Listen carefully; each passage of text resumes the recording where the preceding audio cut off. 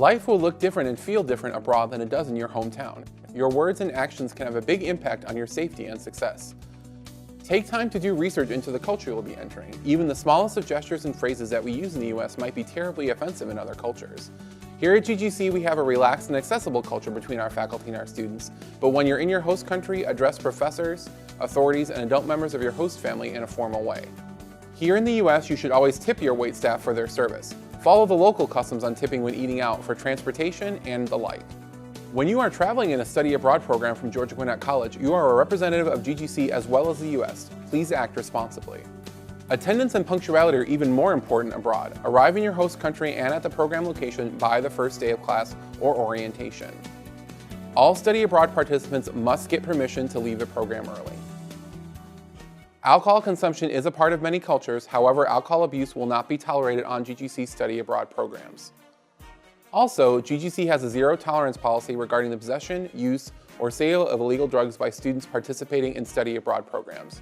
You are responsible for respecting laws and norms of foreign societies. Your status as a US citizen does not give you immunity. If you break the law in the host country, you could be arrested or fined. The program may take disciplinary action even if the authorities do not. Violation of these policies may result in any of the following: arrest in a foreign country, immediate dismissal from the program, academic withdrawal from the university, disciplinary action upon return to campus, possible legal action upon return to the US. If you require assistance, US embassies are located in capital cities only. Students studying in other locations will have to visit the US consulate nearest them. When traveling for an extended period of time, there are many stages of culture shock that can throw you off your game unless you know how to look for it. The stages of culture shock are honeymoon period, initial adjustment, mental isolation, acceptance and integration, return anxiety, re-entry shock, reintegration. Staying in touch with your friends and family back home can help you transition through the culture shock and help them learn about your experiences with you. Of course, social media can be a great way to connect.